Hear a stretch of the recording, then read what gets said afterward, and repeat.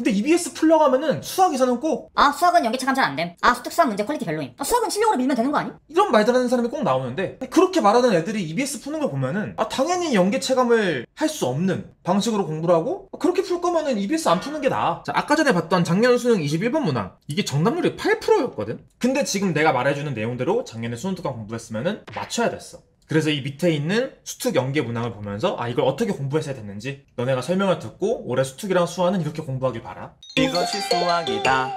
자, 오늘 이야기할 내용은 EBS 연계에 대한 이야기인데, 수학은 뭐 EBS를 볼 필요가 없다, 이런 이야기도 되게 많지. 그래서 내가 EBS 연계에 대해서 한번 정리를 해주고, EBS를 어떻게 공부해야지 수학에서도 연계를 체감할 수 있는지, 연계 교재인 수능 특강 수능 완성 교재를 어떻게 풀고 어떻게 정리해야 되는지까지 한번 이야기해볼게. 먼저 연계에 대한 이야기하기 전에 작년 수능이랑 올해 평가원 6월 모의고사에서 공통 문항만 내가 체감되기에 이건 EBS 연계다 라고 생각이 든 4점짜리 문항들을 원본 문제랑 함께 보여줄게. 자, 공통의 4점짜리만 보는 거야. 이것이 수학이다.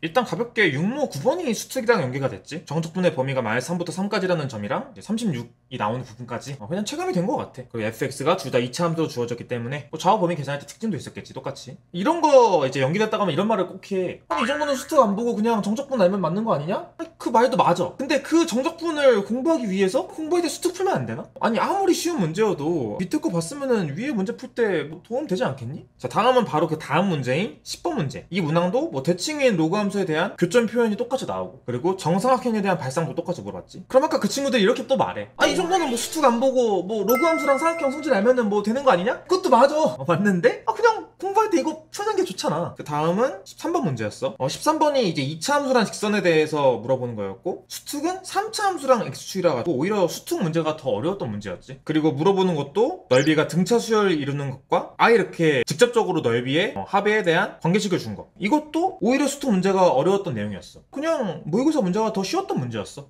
근데 이 정도 생각할게. 그러니까 그 이야기들이 다 맞는 말이긴 해. 근데 그 말은 뭐랑 똑같냐면은, 국어랑 영어도 EBS 안 보고 그냥 지문 읽고 문제 푸는 능력 키우면 되니까 EBS 보지 마라 라는 이야기인데, 나는 그렇게 생각하지 않거든. 조금 이따 더 자세히 설명해 줄게. 자, 다음은 14번 문제였는데, 삼각형의 내분점을 이야기하는 P랑 Q에 대해서 사인 법칙 이용해가지고 외접근에 관련된 질문을 똑같이 하는 문제였지. 그래서 6모 때 내가 체감된 공통 문항은 이 정도였던 것 같아. 자, 그리고 작년 수능 문제를 한번 볼까? 작년 수능도 일단 9번이었지. 단순한 문제라고 하지만 작년 수능 완성 문제랑 너무 판박이었어. 그치? 똑같은 2차 함수에 대해서 음수부터 0까지와 음수부터 양수까지 이 값이 같을 때 양수의 를 구해라. 이것도 나름 4점짜리 정석분 문제였어. 자, 다음은 10번 문제. 이 문제도 수능 문제가 조금 더 어려웠던 것 같아. 애초에 미지수가 a, b 2개랑 a, b, c 3개인 거니까. 그리고 아예 최대값이 3분의 파이에서 갖는다고 나와 있고, 그 최대값도 나와 있으니까 주기에 대한 생각을 바로 할 수 있게 하는데 요 내용으로는 조금 돌아가야 되는 느낌이 있지. 자, 작년 수능 11번 문제도 시각에 대한 위치 함수가 3차 함수로 되어 있고, 운동 방향이 바뀔 때 똑같이 가속도를 물어보는 문제였어. 자, 그리고 작년 수능 21번 문항 정답률이 굉장히 낮았었는데 이것도 상당히 깊게 연계가 됐었거든. 이 21번 문제를 수능장에서 풀 때 핵심적인 아이디어가 이 수능 특강 문제랑 완전히 똑같아.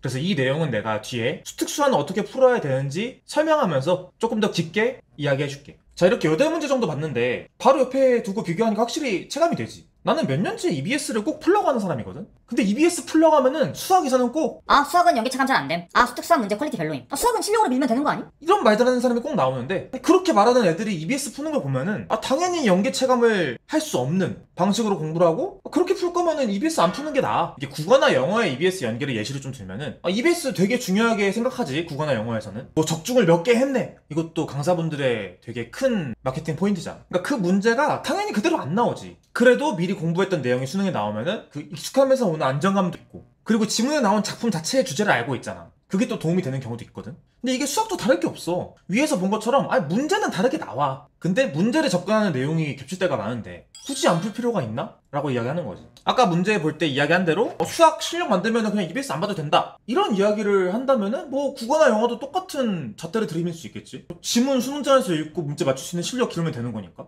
근데 그게 똑같은 논리인데 그게 다 되는 상위 1%가 애들이 하는 말이 우리 모두한테 적용되는 게 아니라고. EBS에 나온 어려운 문제가 좀 쉽게 나올 수도 있고, EBS에 쉽게 나온 내용도 그 발상만 써가지고 어렵게 수능에 낼 수도 있어. 그러니까 발상이 연기가 되는 거라고. 아니 이런 상황에서 EBS 무조건 푸는 게 맞지. 아니 그리고 EBS 뭐 수특수한 풀까 말까 고민하는 시간에 빠르게 한번 돌려가지고 발상 포인트 체크하는 게 훨씬 더 좋지 않아? 아니 양이 많은 것도 아니고 다른 공부하는 것도 아니고 이거 수능 공부하는 건데 똑같이 공부하는 거니까 풀려고 좀. EBS는 뭐 퀄리티 안 좋으니까 뭐 자기가 변형한 문제 풀어라 이렇게 말하는 사람들도 있는데 나는 뭐 책팔이라고 생각하거든. 아니 퀄리티가 안 좋은 문제들이 꽤 있긴 해. 근데 그 퀄리티가 안 좋은 문제에서도 괜찮은 발상을 쓸 수 있는데 당연히 원본을 풀어야지 변형한 문제도 왜 풀어. 내 채널의 다른 영상들은 수능이 트렌드가 바뀌잖아. 그래서 이 전이랑 다른 이야기 한 적도 꽤 많아. 근데 EBS에 대한 생각은 변함이 없어. 그래서 무조건 푸는 게 맞다고 생각을 한다. 이것이 수학이다.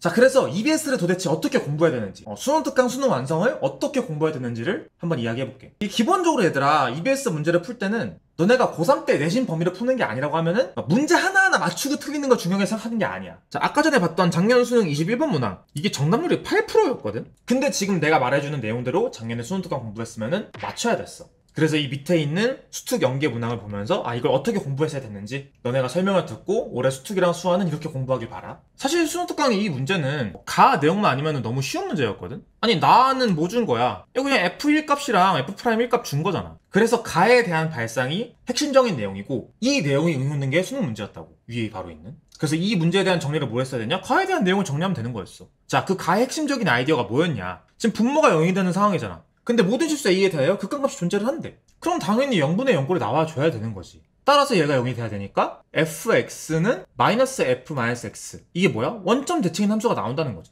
함수가 원점 대칭이려면은 fx가 홀수차만 남아야겠지. 그래서 이 3차 함수는 ax 세제곱 플러스 bx라고 정해줄 수 있는 거고. 미지수가 두 개 나왔잖아. 근데 나에서 아까 전에 식이 두 개 있었으니까 대입하면은 미지수가 나오는 문제였어. 풀이는 끝나겠지. 자, 그래서 이 문제 한 문제 한 문제 푸는 게 중요한 게 아니라고 얘들아. 너네가 EBS 풀 때 이 문제에서 가져가야 될 포인트가 있다고. 두 개가 있겠지. 자, 첫 번째, 모든 실수에 대하여 극한값이 존재한다는 게 무슨 의미인지. 두 번째, 원점 대칭인 함수가 되려면은 홀수차만 남아야 된다. 자, 수능에서는 이 두 가지 포인트에서 첫 번째 포인트가 응용이 됐지. 자, 어떻게 됐어? 모든 실수에 대해서 이 극한값이 존재한다고 돼 있는데 첫 번째 포인트에서 나온 내용 그대로 2x 플러스 1은 x가 될 때, 즉 x가 마이너스 1일 때 f 마이너스 1이 0이라고 하면은 0분의 0꼴이 돼가지고 성립을 하지. 자, 근데 만약에 x가 마이너스 1이 아니라 다른 어떤 값에서도 그 함수값이 0이면은 0이 나오는 값이 계속 생기거든. 예를 들어가지고 뭐 0에서 0이 나왔다. 그러면은 f1도 0이 돼야 되고 F1이 0이 되면은 F3도 0이 돼야 되고 F3이 0이 나오려면은 F7도 0이 돼야 되고. 아니 얘 지금 겨우 3차 함수인데 그렇게 나올 수가 없잖아. 그래서